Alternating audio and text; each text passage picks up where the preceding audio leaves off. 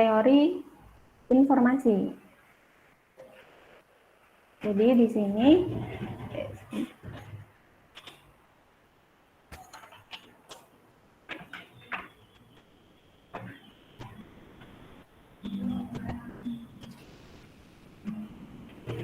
untuk teori informasi ini sendiri dipublikasikan pertama kali oleh Shannon pada tahun 1984. Jadi di sini teori ini tuh mendefinisikan jumlah informasi di dalam pesan sebagai nanti jumlah bit yang dibutuhkan untuk mengkodekan pesan. Nah, misalnya contohnya kalau misalnya kita mau mengkodekan jenis kelamin, itu kita bisa menggunakan 1 bit. Kalau misalnya untuk mengkodekan nama hari, biasanya kan Senin kita singkat dengan Sen, Selasa kita singkat dengan Sel. Nah, itu kita memerlukan 3 bit. Nah, sampai dengan kode-kode yang lainnya sesuai dengan kebutuhan teman-teman. Jadi untuk yang pertama, di dalam teori informasi kita akan belajar tentang entropi. Nah, untuk entropi itu sendiri apa? Entropi adalah ukuran yang menyatakan jumlah informasi di dalam pesan itu. Nah, jadi untuk entropi itu biasanya dinyatakan di dalam bit. Kemudian gunanya apa entropi ini? Di sini fungsinya adalah untuk memperkirakan jumlah bit rata-rata untuk mengkodekan elemen di dalamnya. Nah, contohnya kalau misalnya ini yang tadi untuk kelamin itu 1 bit, kalau misalnya untuk pesan yang menyatakan nama hari itu ada 3 bit. Nah, kemudian oleh Shannon ini sendiri, entropi kemudian disimbolkan dengan H dan dituliskan persamaannya sebagai berikut. Jadi minus sigma dari PI log 2 dari PI.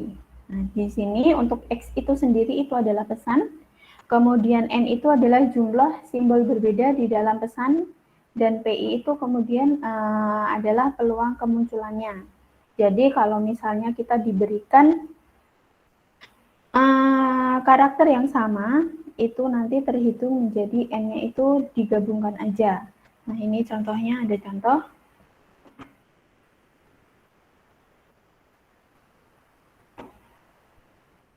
Jadi ini contohnya, kalau misalnya kita punya X, itu adalah string dari AA, BB, CB, DB. Nah, jumlah secara keseluruhan ini kan ada 8. Tetapi N yang kita punya itu sebenarnya adalah 4, yaitu adalah ABCD, karena di sini ada pengulangan. Nah, di sini untuk P dari A itu sendiri kan ada 2/8, kemudian peluangnya. Peluang kalau teman-teman buka materi yang minggu lalu, peluang kemunculan itu tidak boleh lebih dari 1. Jadi untuk PB ada berapa jumlahnya, nah kemudian kita bagi dengan jumlah secara keseluruhan. Nah, kemudian kita hitung nih entropinya, kita masukkan ke dalam rumus yang tadi. Jadi minus sigma dari PI itu adalah 8 dibagi dengan log 2 dari 2/8 sampai seterusnya, sehingga dihitung bisa mendapatkan 1,75.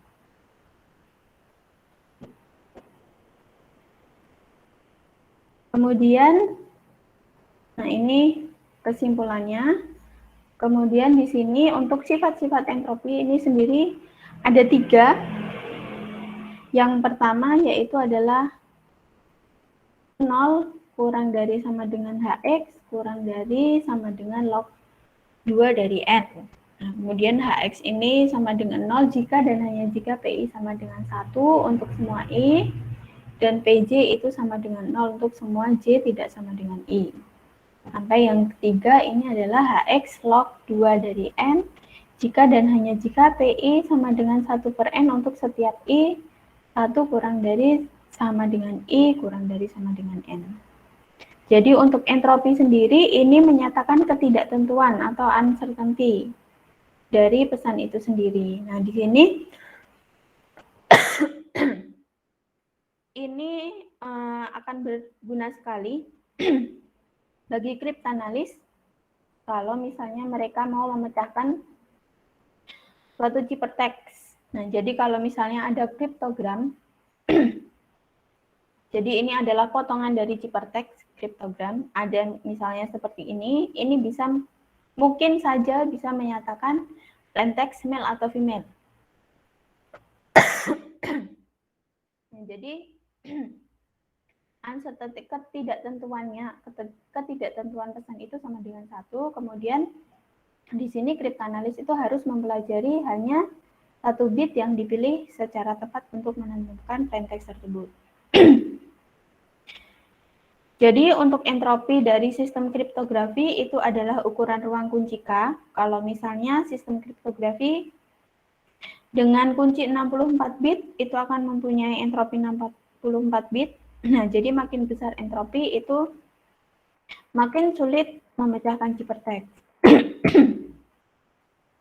Kemudian, nah ini tugas untuk teman-teman, tugasnya nanti dikerjakan secara kelompok saja, karena memang tugas untuk materi hari ini lumayan banyak. Jadi teman-teman diminta untuk mencari entropi dari pesan berikut. Jadi ada 2 pesan. Yang pertama itu adalah saya adalah seorang kriptografer. Silakan teman-teman cari entropinya. Kemudian yang kedua, ada kriptografi membuat saya sangat bahagia. Nah, ini nanti silakan didiskusikan teman-teman dengan teman-teman kelompoknya. Kemudian kita lanjutkan untuk materi laju bahasa. Jadi untuk mendefinisikan laju bahasa itu disimbolkan sebagai R. Jadi HX dibagi dengan N. Jangan lupa HX itu tadi simbol apa? Masih ingat? Baru aja. HX itu kan entropi, berarti entropi dibagi dengan N. Di sini N itu adalah panjang pesan. Kemudian, ini contohnya aja. Kemudian untuk laju mutlak itu didefinisikan sebagai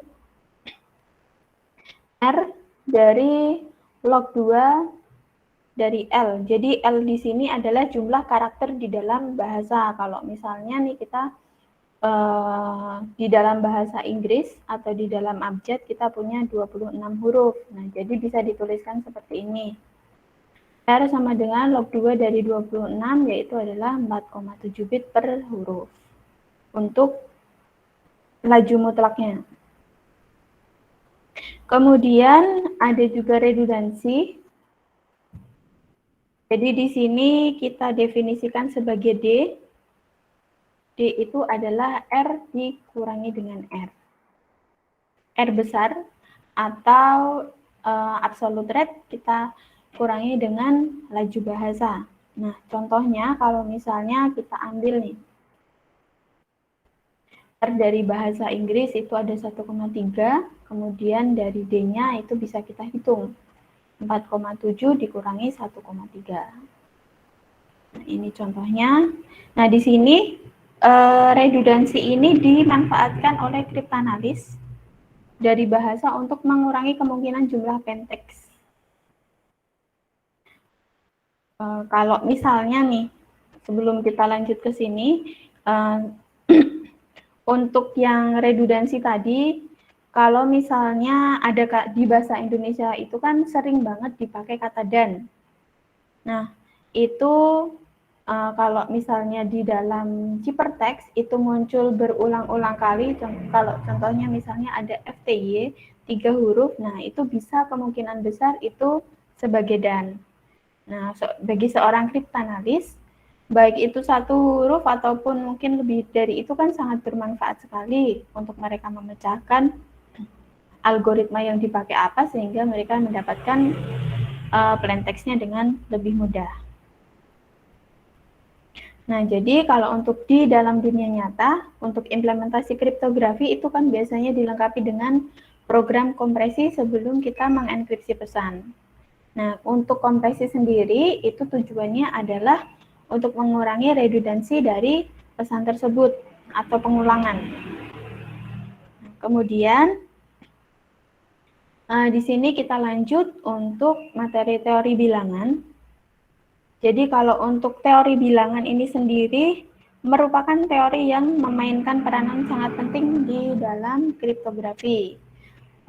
Khususnya ini adalah pada kriptografi kunci publik. Nah, jadi di sini bilangan yang dimaksud itu adalah integer. Kemudian ada bilangan bulat. Nah, kalau bilangan bulat tentunya yang tidak berbentuk pecahan. Kemudian di sini untuk operasi matematik aritmatik yang menarik itu pada bilangan bulat itu adalah pembagian. Nah, untuk pembagian bilangan bulat dengan bilangan bulat itu akan menghasilkan sisa yang juga bilangan bulat. Jadi, yang pertama, sifat pembagian pada bilangan bulat, kalau misalkan A dan B itu adalah dua buah bilangan bulat, dengan syarat untuk A itu tidak boleh sama dengan 0. Nah, kita menyatakan nih bahwa A itu akan habis membagi B. Jika terdapat bilangan bulat C sedemikian sehingga B itu adalah A dikalikan dengan C. Jadi ini dinotasikan A habis membagi B jika B sama dengan AC, C itu adalah elemen dari Z dan A itu tidak boleh sama dengan 0.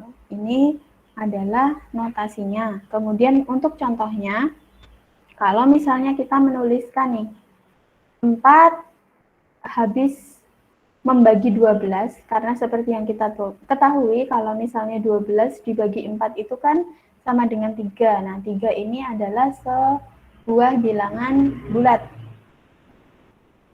Atau bisa kita balik 12 sama dengan 4 dikali 3. Nah, di sini kalau untuk contoh lainnya, kalau di sini 4 itu tidak habis membagi 14, karena kalau 14 dibagi 4 itu hasilnya itu adalah bukan bilangan bulat. Nah, ini contohnya. Kemudian kalau misalkan kita punya M dan N, itu adalah dua buah bilangan bulat dengan syarat N lebih dari 0, kemudian M itu dibagi dengan N, maka akan terdapat dua buah bilangan bulat unik, quotient dan remainder. Nah, ini bisa kita rumus atau kita tuliskan ke dalam rumus M sama dengan N dikalikan dengan H ditambah dengan R. Nah, ketentuannya adalah R itu kurang dari sama dengan 0 dan kurang dari N. Nah, untuk contohnya, kalau misalnya yang pertama, ini ada 1987 dibagi dengan 97. Ini akan memberikan hasil 20 dan sisanya itu adalah 47. Nah, atau bisa kita tuliskan sebagai berikut.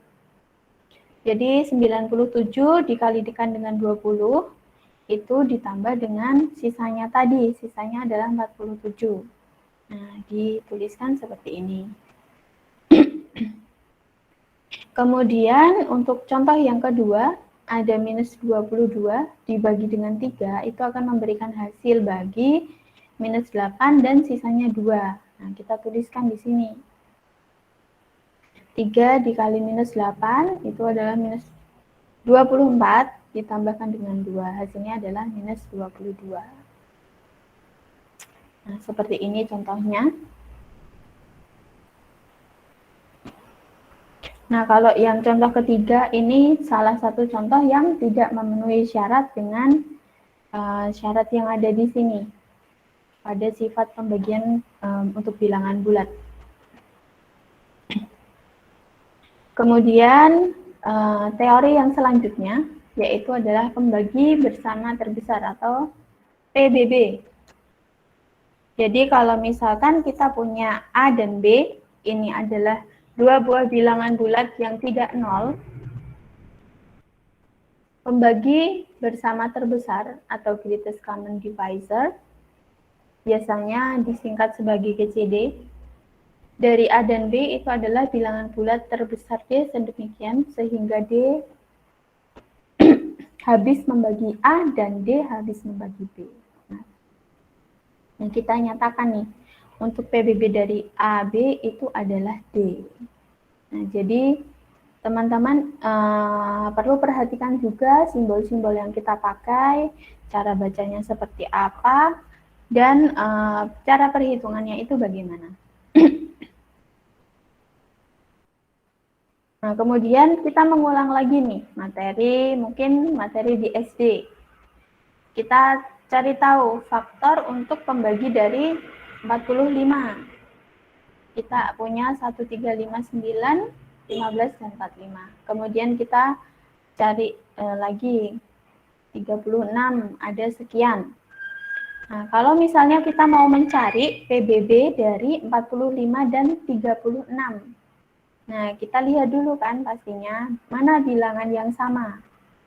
Kemudian kita cari yang nilainya paling besar, yaitu adalah 9. Jadi pembagi bersama terbesar untuk 45 dan 36 itu adalah 9. Nah, mungkin kalau dulu teman-teman juga diajarin dengan cara untuk memakai pohon faktor. Nah, itu bisa juga. Nah, ini perlu teman-teman ingat juga karena ini berguna untuk materi-materi yang selanjutnya. Nah, di sini kita mulai masuk ke algoritma Euclidean. Jadi ini adalah algoritma untuk mencari PBB dari dua buah bilangan bulat. Nah, untuk penemunya sendiri itu adalah Euclid. Jadi ini merupakan seorang matematikawan dari Yunani yang menuliskan algoritmanya pada buku yang berjudul Elemen. Nah, di sini kalau misalnya kita diberikan dua buah bilangan bulat tak negatif A dan B, untuk A itu lebih dari sama dengan B, kemudian algoritma Euclideannya itu bisa kita cari dengan langkah-langkah berikut. Kalau misalnya untuk langkah yang pertama, kalau misalnya B itu sama dengan 0, maka A itu merupakan PBB. Jadi di sini sudah selesai langkahnya. Tapi kalau misalnya B itu tidak sama dengan 0, kita lanjutkan ke langkah 2. Lah, langkah kedua itu apa? Nah, jadi langkah kedua itu adalah kalian membagi A dengan B dan kita misalkan R itu adalah sisanya. Kemudian kita ganti nilai A dengan nilai B dan nilai B dengan nilai R. Kemudian kita ulang kembali ke langkah yang pertama. Jadi saya akan mulai coret-coret. Ditunggu sebentar, saya persiapkan dulu. Kalau ini kita masuk ke contohnya. Nah, ini contoh. Ini kalau misalnya kita punya A. Kita punya A itu adalah 80 dan B 12. Nah, kita lihat dulu nih. Cara yang pertama tadi, kita lihat syarat-syaratnya. Kita kembali lagi ke sini. Kemudian, di sini, untuk yang pertama, kita ubah dulu caranya ke yang awal tadi. Jadi 80 itu berapa dikali dengan berapa, kemudian sisanya berapa. Nah, kita kembali ke yang contoh dari sifat pembagian pada bilangan bulat. Nah, saya kembalikan dulu supaya teman-teman ingat. Nah, jadi kalau misalnya di sini tadi ya, ada 1987 dibagi dengan 97. Nah, itu kan hasilnya 20 dan sisa 47. Atau kita cari di sini, 1987. Kalau misalnya kita belum ketahui nih, yang di sini 97 dan 47. Kira-kira ada berapa nih? 20 dikalikan berapa yang mendekati 1987. Kemudian kita cari sisanya. Nah, sisanya baru kita tuliskan di sini. sama yang tadi di algoritma Euclidean, kita ubah ke dalam bentuk tersebut.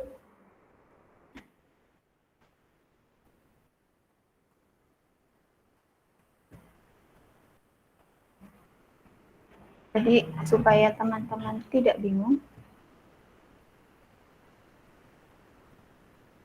bisa dicatat dulu soalnya. Jadi PBB dari 80 dan 12 kita mau mencari dengan cara algoritma Euclidean. PBB dari 80 dan juga 12 kita mau ubah ke dalam bentuk yang pertama tadi. Kemudian kita cari untuk 80 sama dengan 6 dikali, kalau misalnya kita kan belum tahu nih, 6 itu belum kita ketahui, kita baru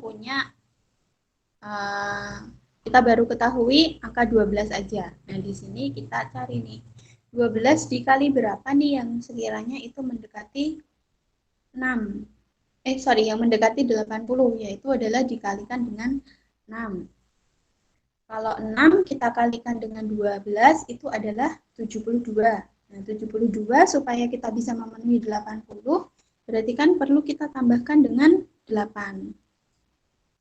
Nah, di sini karena ketentuan yang tadi, kalau misalnya B itu belum 0, berarti kita masih lanjutkan ke langkah yang berikutnya. Nah, untuk 12 ini itu kita gunakan di perhitungan yang selanjutnya. Kemudian untuk 8 yang di sini kita gunakan untuk yang langkah selanjutnya juga. Nah, di sini kita baru ketahui 8 dikali berapa nih yang mendekati 12. Tentunya jangan yang lebih dari 12. Yang kurang dari 12 tetapi yang paling dekat yaitu adalah 1. 1 dikali 8 itu 8. Nah, supaya memenuhi ke-12 berarti kita perlu tambahkan 4. Nah, karena di sini belum 0, berarti kita masih lanjut lagi nih langkahnya.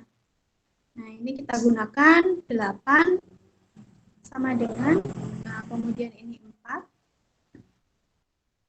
Terus sebagai B-nya, jadi 4. Terus di sini ditambah berapa? 4 dikalikan berapa yang mendekati 8? 2. 2 dikali 4 itu sudah 8, berarti kita hanya perlu tambahkan 6. Nah, di sini sesuai syarat yang tadi, kalau misalnya nilai B itu sama dengan 0,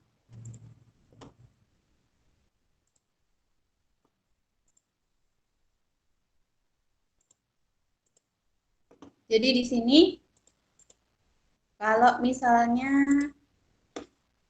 syarat dari B kalau udah sama dengan 0, maka A adalah PBB dari A dan juga B. Nah, di sini kita sudah stop. Nah, kemudian kita lihat kan di sini tadi kita sudah mendapatkan 0. Sisa pembagian terakhir sebelum 0 itu adalah 4. Nah, di sini maka PBB dari 80 dan juga 12 itu adalah 4. Nah, ini cara lain kalau kita mencari PBB dengan menggunakan algoritma Euclidean. Nah, sampai di sini adakah yang mau ditanyakan dulu? Jangan dilihat jumlah slide-nya ya yang di sini ya. Kalau teman-teman bayangkan pasti itu akan sangat lama. Nanti kita sesuaikan aja waktunya. Kalau misalnya waktunya kita memang cukup dan teman-teman masih bisa menerima materi yang selanjutnya, nah kita lanjutkan materi. Tapi kalau memang materinya itu terlalu banyak, nah mungkin kita bisa stop, kemudian kita lanjutkan di minggu depan. Karena untuk minggu depan itu materinya memang sedikit aja tentang kriptografi klasik, jadi mungkin bisa kita selipkan untuk pembahasan soal dan juga mungkin kalau ada materi yang kurang di hari ini. Begitu. Sampai di sini adakah yang mau ditanyakan dulu sebelum saya lanjut ke materi berikutnya? Permisi Kak, ingin bertanya. Silakan. Apakah memungkinkan kalau PBB itu tidak diketemukan Kak? Jadi tidak sampai 0. misalnya dua nilai tersebut memang tidak ada PBB, nah itu bisa jadi tidak akan diketemukan. Gitu. Contohnya ya, mungkin bisa jadi kalau untuk PBB mungkin hanya nanti ketemunya satu karena misalnya tidak ada angka yang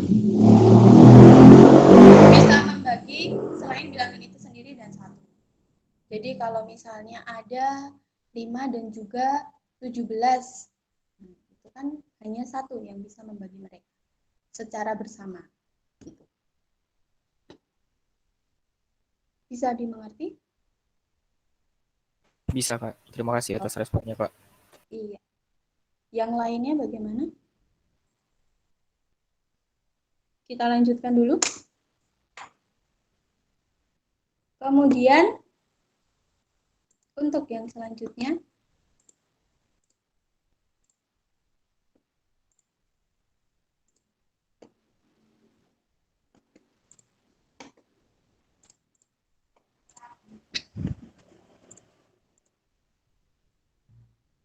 ini masih lanjutan tugasnya.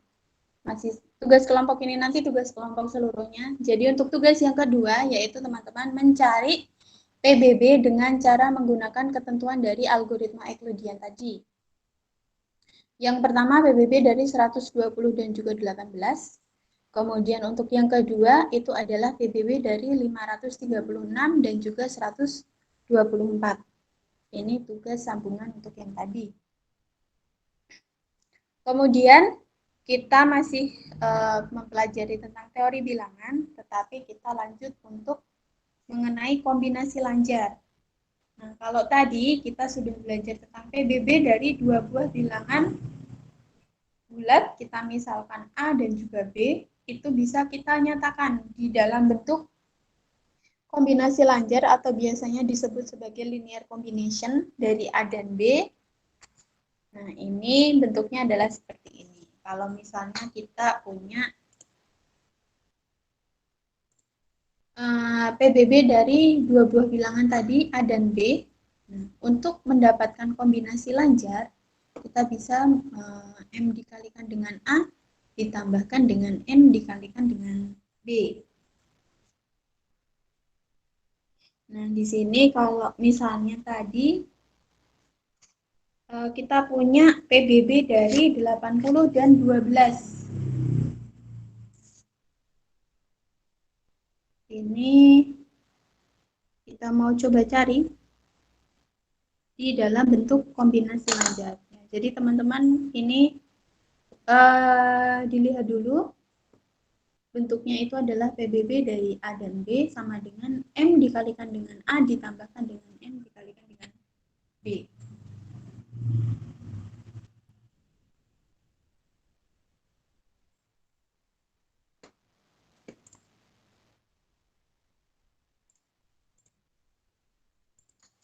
Kita coba di sini.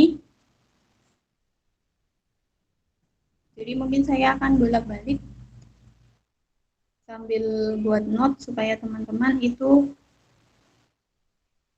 bisa mengerti. Nanti itu kok dapat perhitungan seperti itu bagaimana? Sebentar ya.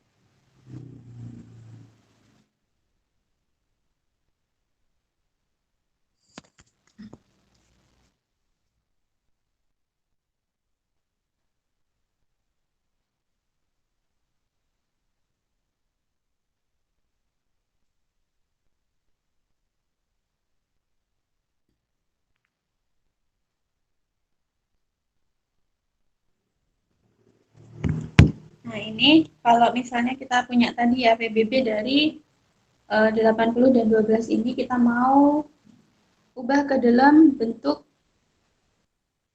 kombinasi lanjar. Ditambah dengan N dikalikan dengan B. Jadi kita udah punya A itu adalah 80. Kemudian kita punya B itu adalah 12. Nah, ini teman-teman yang memang harus mencari nih. kira-kira itu berapa? Ini tadi kan jawabannya adalah 4. Nah, supaya kita bisa menghasilkan 4. PBB dari 80 dan 12. Nah, 4. Kita bisa hasilkan dari mana nih? Jadi kita kalikan dengan minus 1 dan juga untuk di sini itu adalah 7. Jadi 80 ditambah dengan 7 dikali 12 ini adalah 470. Coba kita hitung sama-sama.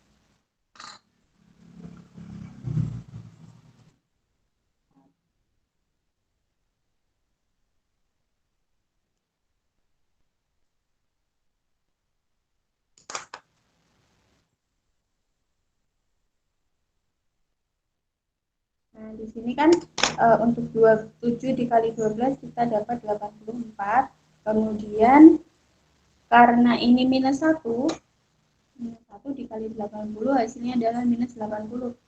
Minus 80 ditambah 84 hasilnya adalah 4.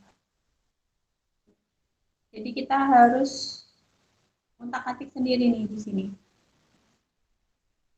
Kemudian untuk algoritma untuk menemukan kombinasi lanjar dari dua buah bilangan yang sama dengan PBB-nya itu dengan melakukan pekerjaan substitusi atau kita akan mensubstitusikan secara berurutan. Jadi ada contohnya juga.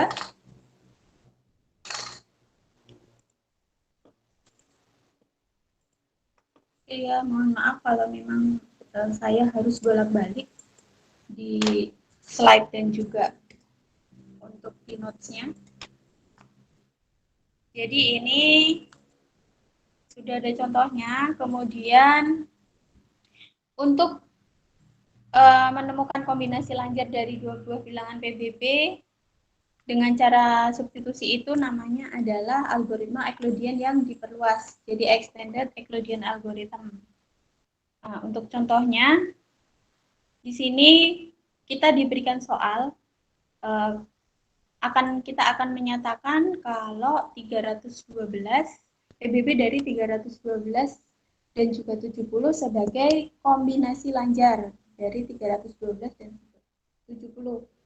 Nah, di sini yang pertama kali kita lakukan adalah kita mencari dulu nih PBB-nya dari 312 dan juga 70.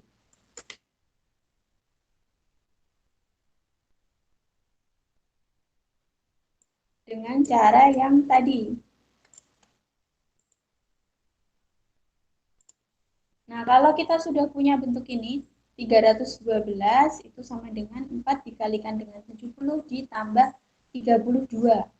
Nah, untuk langkah yang selanjutnya, kalau kita kembali ke algoritma Euclidean yang tadi, itu dapatnya berapa? Bisa satu orang yang mungkin mau coba jawab. Nanti kita dapat, nanti yang menjawab itu dapat 1 poin. Baik itu mau salah mau benar silahkan dicoba dulu. Jadi sambil dicoret-coret dulu.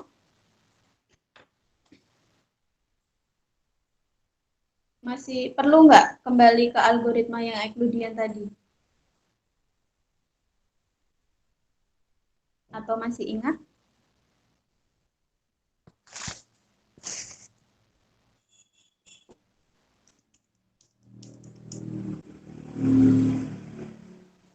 Saya beri, ini langkah yang selanjutnya aja ya, nggak sampai selesai sampai 0. Jadi langkah yang kedua aja. Kalau misalnya kita sudah menemukan bentuk yang ini. Saya beri waktu 5 menit, silahkan coba dicoret-coret dulu. Nanti yang mau mencoba jawab, langsung aja dibuka mikrofonnya.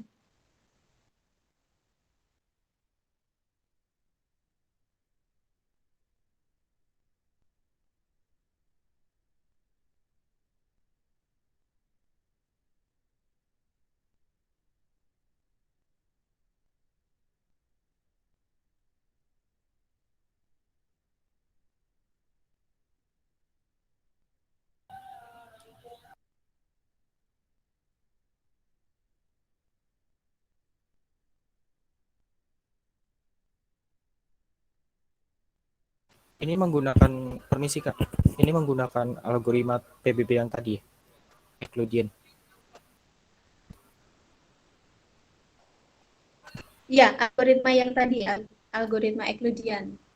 Jadi kalau misalnya kita mau mencari PBB 312 sama 70, nah kita kan perlu mengubah ke bentuk yang ini dulu. Nah, setelah bentuk ini dapat, kan kita harus mendapatkan B itu sama dengan 0. Nah, yang di akhir. Nah, tapi yang saya tanyakan langkah yang selanjutnya aja, itu hasilnya berapa?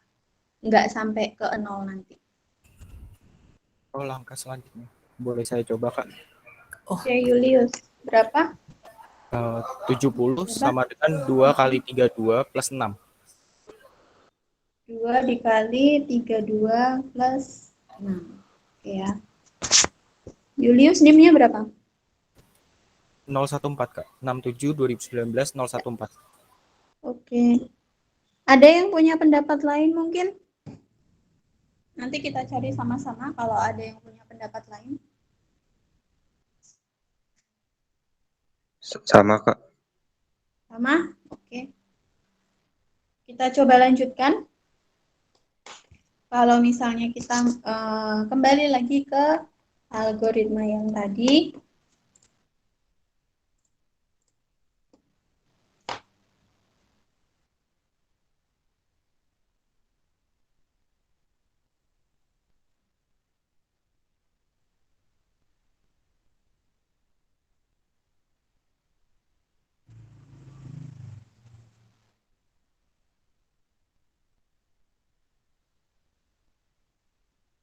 Sebentar ya.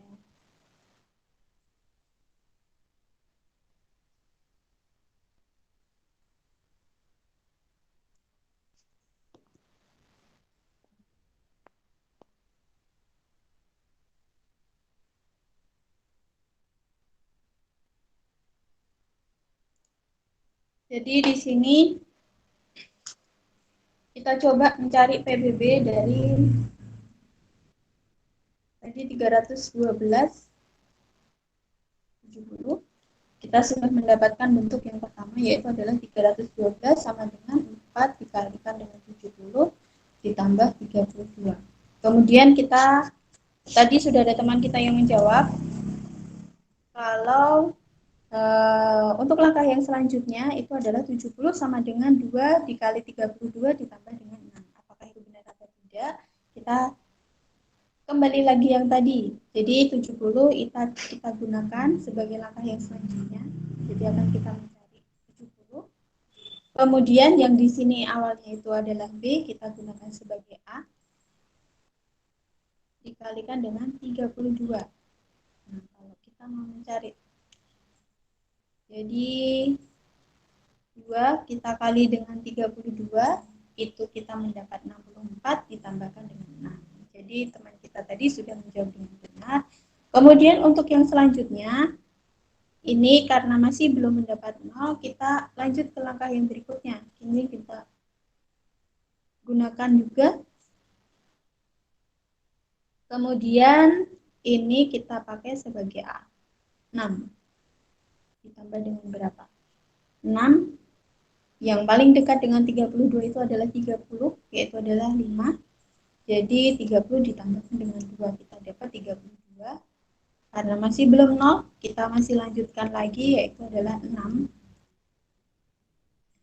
Ini kita gunakan 2. 2 kita kali 3 itu adalah 6, dan ditambah 0. Ini sudah selesai. Nah, di sini karena sisa pembagian terakhir sebelum 0 itu adalah 2, jadi PBB dari 312 dan 70 itu adalah 2. Nah, selanjutnya kita akan melakukan substitusi secara mundur untuk menyatakan 2 sebagai kombinasi lanjar. Jadi kita akan membuat 2 ini dalam bentuk kombinasi lanjar. Tadi yang sudah teman-teman catat atau belum untuk bentuknya dari kombinasi lanjar? Jadi PBB dari A, B itu sama dengan M dikali A ditambah dengan MB. Sehingga kalau kita membuat dalam bentuk ini, nanti menghasilkan angka 2 sebagai PBB dari 312 dan 312 dan juga 70. Nah, gimana caranya? Supaya tidak bingung, mungkin teman-teman bisa langsung lihat di slide-nya aja.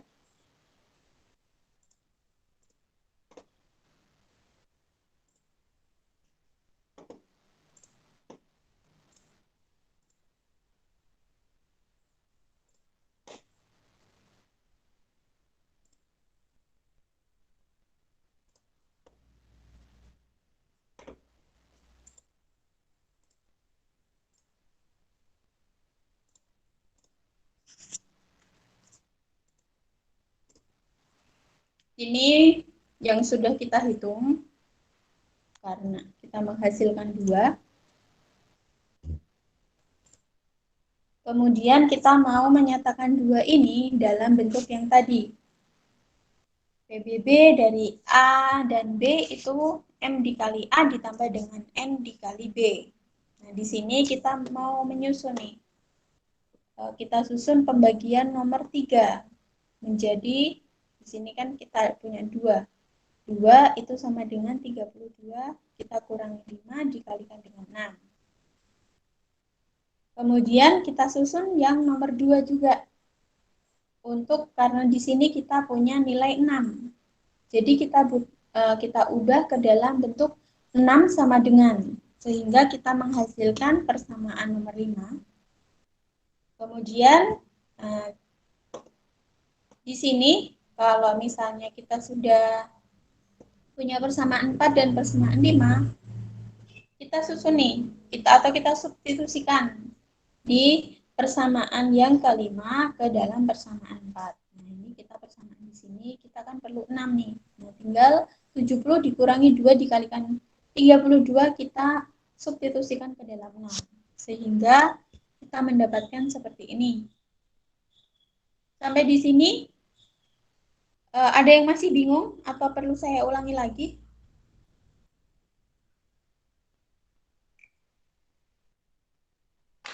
Sudah cukup jelas? Nah, kita kembali lagi ke materi yang dulu. Cara mensubstitusi itu bagaimana? Nah, setelah kita substitusikan, ternyata kan bentuknya itu masih belum sesuai dengan apa yang kita inginkan, yaitu adalah bentuk M dikali A ditambah dengan N dikali B. Nah, di sini kita sudah menghasilkan persamaan yang keenam. Kemudian kita lihat nih persamaan yang pertama. Persamaan pertama itu belum diapa-apakan. Jadi kita ubah. Nah, di sini kita punya 32. Kita ubah nih 32 sama dengan. Nah, jadi kalau di sini kita punya 32, mau kita pindahkan ke sana, tinggal kita switch aja. 32 sama dengan 312 dikurangi dengan 4 kali 70. Kemudian kita substitusikan. Nah, ini menjadi persamaan yang ketujuh. Kita substitusikan, jadi 32 tadi menjadi 312 dikurangi dengan 4 dikali 70.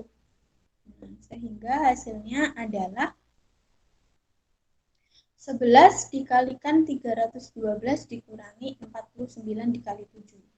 Apakah bentuk yang ini sudah sesuai yang kita harapkan tadi?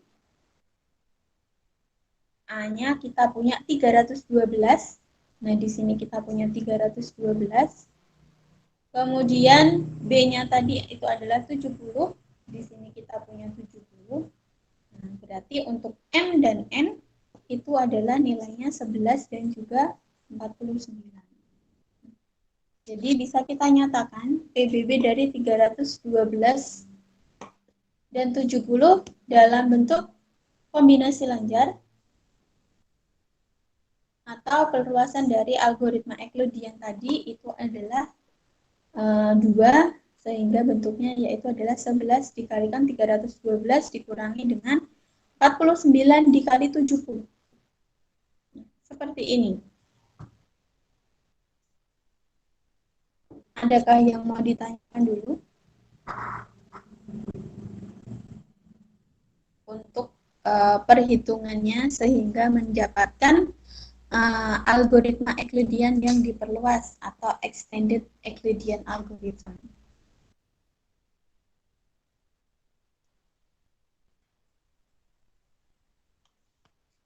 Belum ada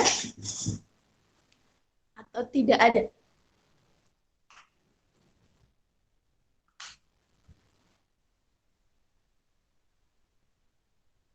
Oke, kalau misalnya belum ada, saya lanjutkan lagi materinya untuk yang selanjutnya, yaitu adalah, sebelum kita lanjut, ada tugas yang ketiga, masih tugas yang kelompok. Nah, teman-teman diminta untuk mencari kombinasi lancar dari latihan yang kedua tadi. Jadi silakan dituliskan dalam bentuk kombinasi lancar. Kemudian di sini kita masuk ke bilangan relatif prima.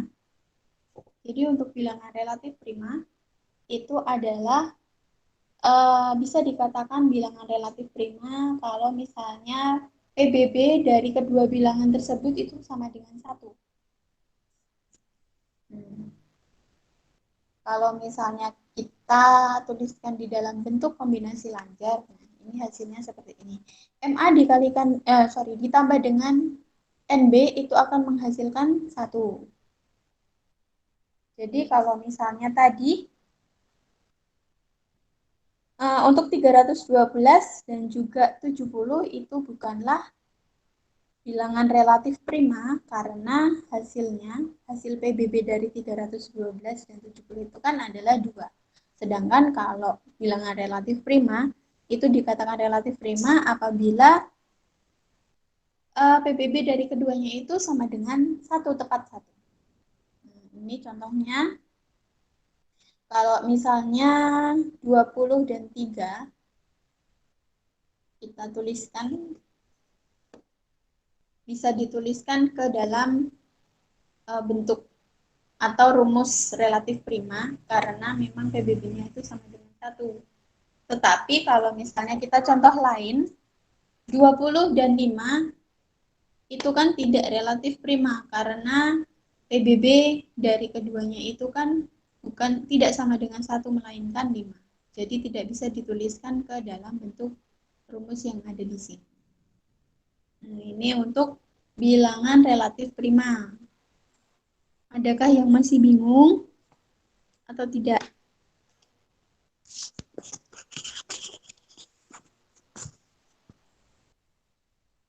Oke, kalau misalnya belum ada yang ditanyakan, karena ini sudah azan maghrib, kita ambil dulu istirahat selama 10 menit.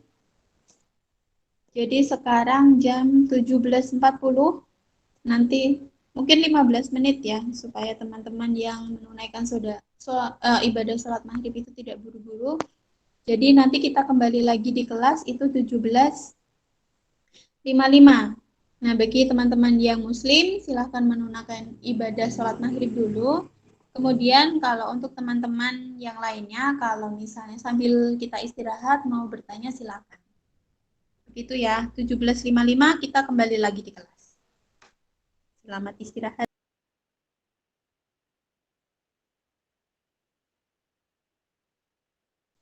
Aduh, mohon maaf, ternyata saya dari tadi belum membuka mikrofonnya.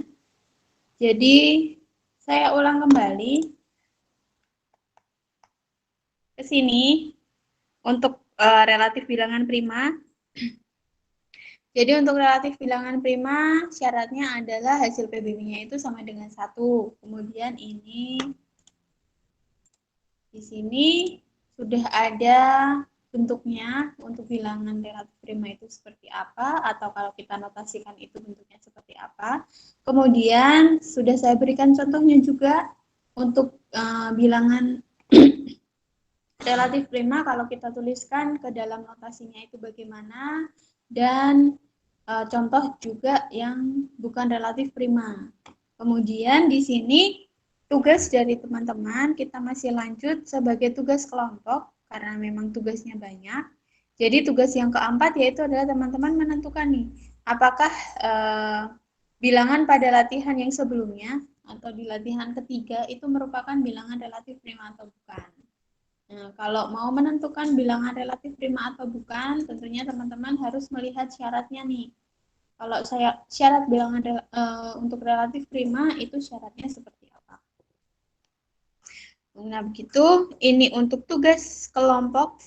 Nanti dari tugas 1 sampai akhir nanti itu teman-teman cukup satu laporan saja dan ketua kelompok aja yang mengumpulkan. Seperti biasa, mengumpulkannya nanti akan saya tuliskan dulu ketentuannya di Google Classroom dan pengumpulannya itu di Google Classroom. Nah, sebelum kita lanjut ke materi aritmatika modulo, teman-teman dimohon untuk absensi sekarang. Disiasat seperti biasanya.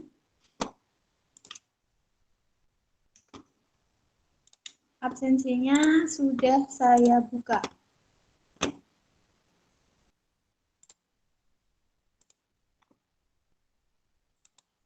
Sudah bisakah?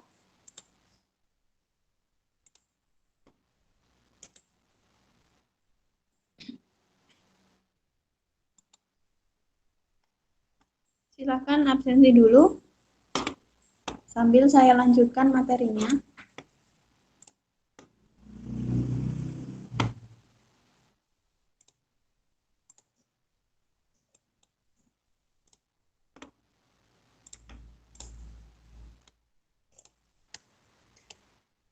Kemudian untuk aritmatika modulo, mungkin sudah tidak asing lagi.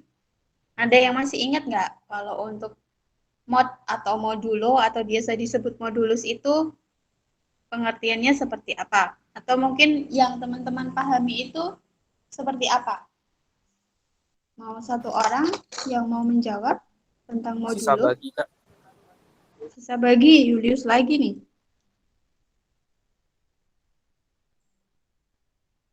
Oke, jadi benar ya, sisa bagi. Nah, sisa bagi yang seperti apa? Kalau misalnya ada yang lupa, nah, ini kita lihat pengertiannya dulu. Jadi kalau misalkan kita punya A itu adalah bilangan bulat dan M itu adalah bilangan bulat lebih dari 0, operasi A modulo M, nah bisa dibaca modulo atau modulus, itu akan memberikan sisa apabila A dibagi dengan M. Nah, bilangannya itu yang kita sebut sebagai bilangan modulo. Atau biasanya dituliskan mod gitu aja. Nah, untuk hasilnya itu biasanya dari 0 sampai ini M dikurangi 1. M itu adalah pembaginya. Nah, sampai M dikurangi dengan 1. Kemudian untuk notasinya biasanya dituliskan seperti ini. A modulo M itu akan menghasilkan R. Sehingga A sama dengan M dikali V ditambahkan dengan R. Nah, ini bentuk lainnya. Jadi kalau kita sudah punya A ini bentuk kombinasi lain, bisa disebut juga sebagai bentuk kombinasi lain. Kemudian dengan ketentuannya itu adalah R tidak boleh kurang dari 0 dan tidak boleh lebih juga dari M. Harus kurang dari M. Nah, ini contohnya. Ini contohnya kalau misalnya ada 23 di mod 5, di modulo 5 itu menghasilkan 3. Kenapa kok bisa menghasilkan 3? Karena 23 di sini kan kita patokannya itu adalah 5 dulu. Nah, 5 dikalikan berapa? Yang nantinya mendekati 23, tetapi tidak boleh lebih dari 23, dan nanti sisanya itu berapa? Nah, jadi kalau misalnya kita lihat 23, 5 dikalikan 4 itu adalah 20. Sedangkan untuk mendapatkan 23, berarti 20 kan harus ditambahkan dengan 3. Gitu. Itu caranya. Kemudian kalau misalnya ini yang lebih dari modulonya. Kalau misalnya yang kurang nih, 6 dimodulo dengan 8 itu hasilnya adalah 6. Kenapa kok bisa seperti ini? Nah, karena di sini kita patokannya itu tadi ya, modulonya itu berapa. Jadi 8 kita tuliskan dulu. 8 dikalikan berapa ditambah dengan berapa sehingga menghasilkan 6. Kalau 8 dikalikan 1 itu tidak mungkin karena 8 nilainya adalah lebih dari 6. Jadi kita kalikan 8 dengan 0. Nah, 8 kali 0 itu hasilnya adalah 0. Kemudian supaya menghasilkan 6 kita tambahkan dengan 6. Nah, jadi hasilnya itu adalah sisa baginya itu adalah 6. Kemudian kalau ditanya nih 100 jangan 100 deh, kebesaran nanti. Kalau misalnya boleh 50 dimodkan dengan 100, hasilnya itu berapa? Satu orang selain Julius.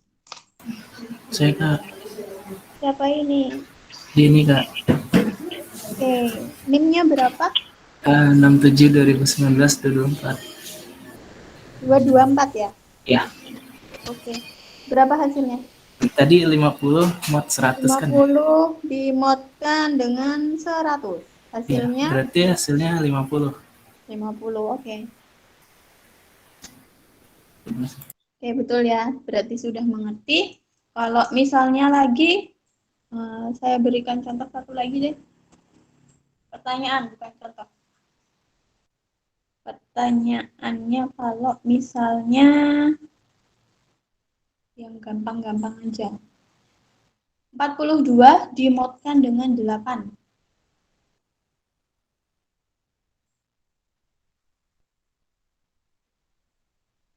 Ada yang mau coba jawab? Saya mau coba, Kak. NIM-nya berapa? 67 2019 026. 67 2019 026. Boleh. Angelin ya? Iya. Tadi Oke. 42 modulo 8 ya, Kak? Iya. Sisa hasil baginya berapa? 2, Kak. Oke. Berarti benar ya. Kenapa bisa 2? Karena 8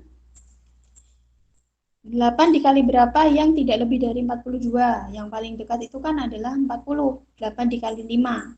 Nah, 40 supaya mendapatkan 42 itu kan perlu kita tambahkan dengan 2. Nah, 2 itu kan adalah sisa hasil baginya atau jawabannya.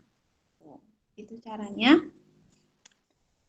Nah, ini contohnya kalau misalnya teman-teman diberikan pertanyaan modulo tetapi yang negatif. Nah, jadi kalau misalnya di sini kita diberikan min negatif 41 dimodulokan dengan 9, bukan langsung negatif 5. Tapi kita lakukan dulu nih. Jadi di sini untuk hasil pembagian yang salah. Jadi kalau misalnya kita lihat tadi, itu kan tidak boleh negatif. Untuk sisa pembagian itu tidak boleh negatif. Jadi untuk menghitung seperti ini, kita cari dulu. Nah, teman-teman masih ingat kan? Ini yang minggu lalu menjadi pertanyaan juga. Simbol apa nih?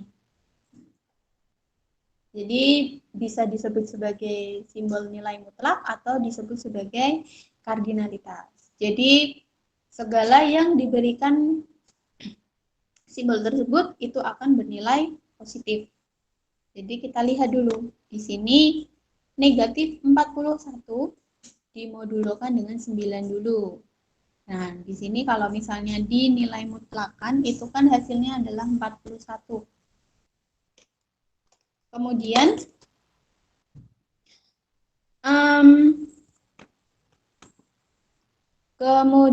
di sini untuk negatif 41 dimodulokan dengan 9 itu akan dapat 9 dikurangi 5 yaitu adalah 4. Jadi untuk contoh lainnya supaya teman-teman tidak bingung.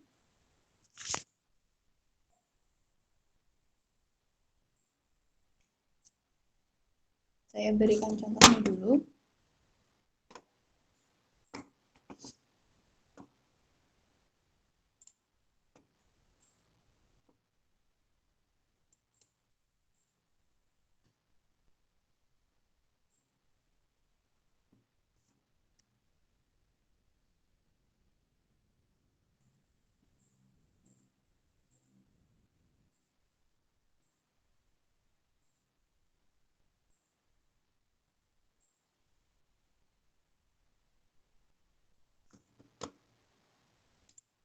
Nah, contoh lainnya kalau misalnya saya berikan, kalau untuk yang tadi ini sudah mengerti atau belum? Yang negatif 41 dimodulokan dengan negatif 41 dimodulokan dengan 9. Sudah mengerti caranya atau belum? Atau perlu saya ulangkan?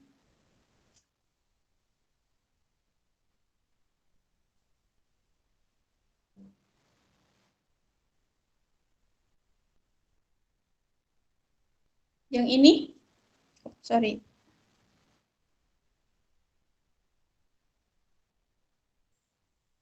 Yang ini perlu diulang lagi nggak penjelasannya?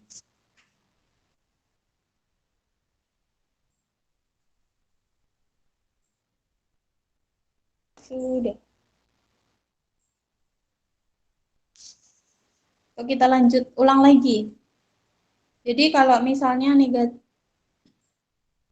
41 dimodulokan dengan 9, kita cari dulu nih nilainya dari nilai mutlak dari negatif 41 dimodulokan dengan 9. Nah, jadi kan ini akan jadi 41 dimodkan dengan 9. Kalau 41 dimodkan dengan 9 itu hasilnya kan adalah 5. Kenapa? Karena kan 9 dikalikan dengan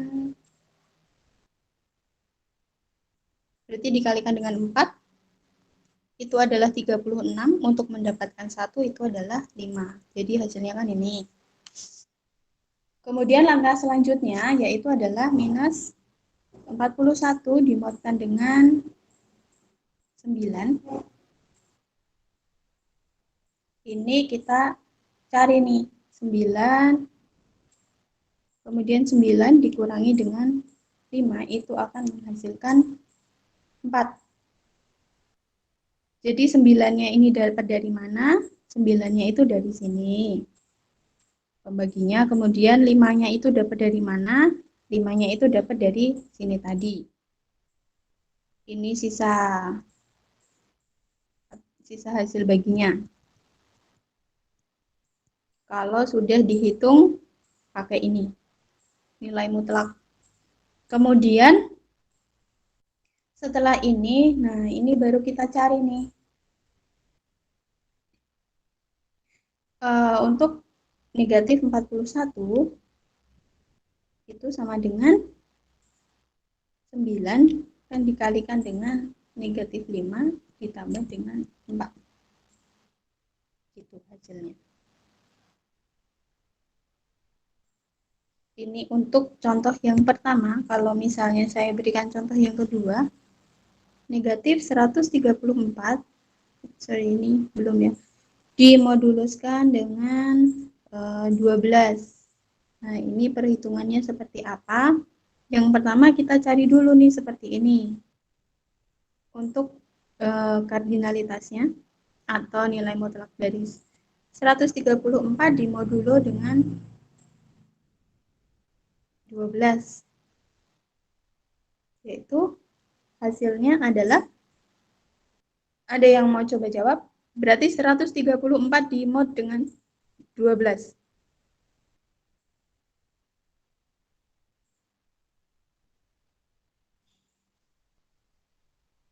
Ada yang mau jawab? Coba.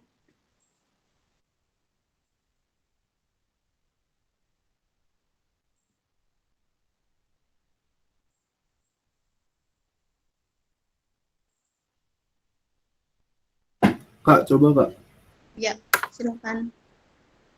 Berapa? 2. 2. Oke, benar ya. Jadi hasilnya itu adalah 2. Kemudian di sini kita mau mencari lagi untuk 134 dimodulkan dengan 12, yaitu adalah 12 dikurangi dengan 2 sama dengan 10. Nah, hasilnya adalah ini. Kenapa bisa dapatnya 10? Karena kalau kita mau mencari minus 134, itu akan kita patokannya ya. Patokannya kan ini dulu, 12. 12 dikalikan berapa?